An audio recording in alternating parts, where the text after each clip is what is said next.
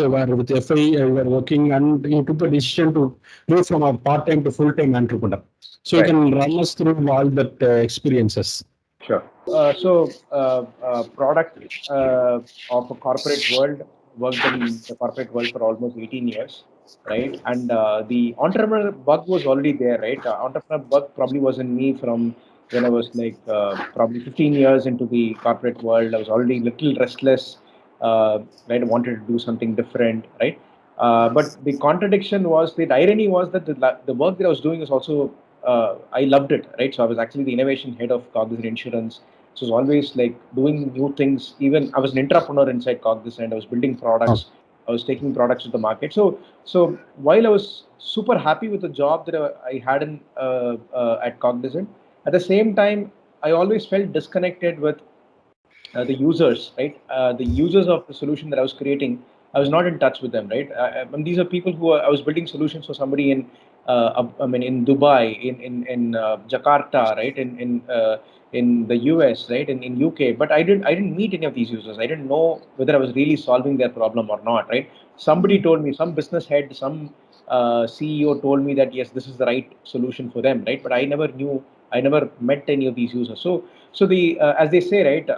As the distance between the rubber and the road kind of separates, right? You don't get the feeling of being in the driving seat, right? You always feel that you've been puppeted by other people in the system, right? So and that happens to you in the corporate world, right? And in the yeah. corporate world, you're few levels away from the actual user, and that's something that you cannot solve in any other ways, right? So, which is when the entrepreneurial drive in me kind of kept on growing. I wanted to work on a problem that was close to me. I could see the people that I'm solving this for. I could ask them the question, "Hey, is this my assumption of the problem, is that even right, right?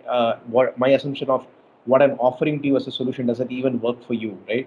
So I always felt that there was the gap, right? And I mean, all multiple series of events that happened after that. After I like 2014, right? I was selected as a Fulbright scholar. So I spent around 4 months in the US, in Carnegie Mellon University. And incidentally, that year, the theme of the program was entrepreneurship and innovation. Both topics were like pretty hot and interesting to me. And I met a lot of accelerators. I met a lot of startups and accelerators there, both inside the university and outside. So a lot of opportunities, a lot of pretty, how do I say it, best of the minds that I could actually meet during that 4 month period. Then moment I came back, I was given an interesting role and I was doing that. And then FI happened, right? So fast forwarding from 2014 to 2016, FI happened, right? 2016 FI, I was supposed to be applying for the 2016 cohort, but because of demonetization and a few things happened around that time, the FI cohort got shifted to the March of the next year, 2017, right? In 2016, my mind was not clear, right? Hey, am I going to jump onto entrepreneurship or not? I was not clear, right? But it just so happened, luckily for me, that the FI cohort moved from 2016 into 2017, right? And by the time I was very clear, right? I was very clear that I had to jump. The time had come for me to look beyond a corporate job. So if demonetization wouldn't have happened, I wouldn't have joined FI, right? So that's how serendipity had to have it, right? That's how luck had to have it, and the batch moved to the next year. So the window of applying for the batch again opened up. I applied for it, got selected, and then things have been different from then on, right? So that's the background to my journey before FI, Boniface.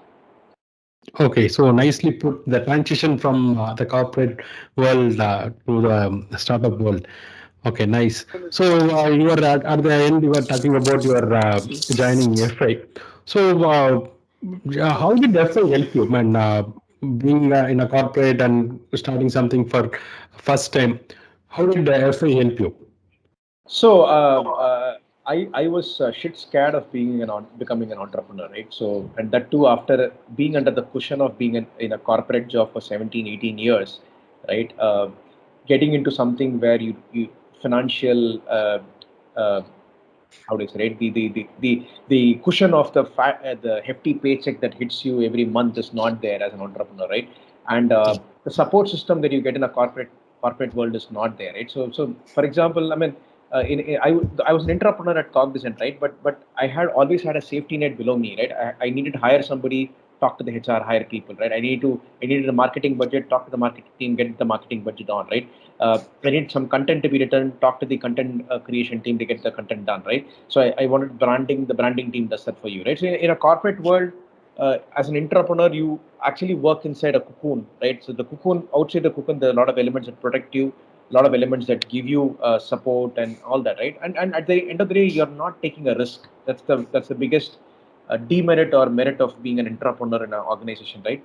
You're you screw up, you still get the paycheck, right? You still get the salary, right? Uh, it was very scary, frankly, to be telling. I was very scared to actually become an entrepreneur after being in the industry, working for salary for 18 years, right? So and I couldn't. And having said that, I knew from the day one that I cannot apply whatever I've learned in the corporate world into the startup world. That's one realization that I had very strongly, because even though I was still working, I was attending a lot of startup events, right? I was already a Tyson A member by the time. I was attending a lot of events, right? I would both online and offline, right? And in fact, I had attended some of the programs that FI was conducting.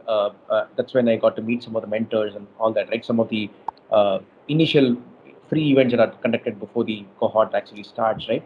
So that time it was very, very clear to me that I had to rewire my knowledge of running a team, right? I had to rewire my knowledge of how to take a problem, convert it to an idea, and take it to the people, right? And I didn't have the skills. I thought I was very clear that I couldn't transfer all the skills from a corporate world into the startup world, right? And which is why I needed a very structured program, right? And frankly, FI was not the first and the last of programs that I checked out, right? I checked out multiple other programs, multiple other accelerators and incubators, IIT Madras incubator, blah blah blah, everything, right? I checked up multiple other things and what they were doing and all that, right? And the reason I was super, I was very sure that FI kind of a program is what is going to help me, because it had a very it had a very structured approach to uh, taking you through it, right? And I'd spoken to some of the past graduates, so they gave me an idea of what it was and all that, right? So I actually wanted a very structured program. Right? I had to unlearn what I'd learned in the corporate world and learn new skills of the trade, right? And I was very sure that program like FI is what would help me in doing that. So so you, as Boniface, you almost switched from one environment to another environment, right? That's exactly what I was going through, right? So I had to switch from a corporate world to like the virtual background that you have, right? So and I needed a structured program to make the transition, and which is where FI came in.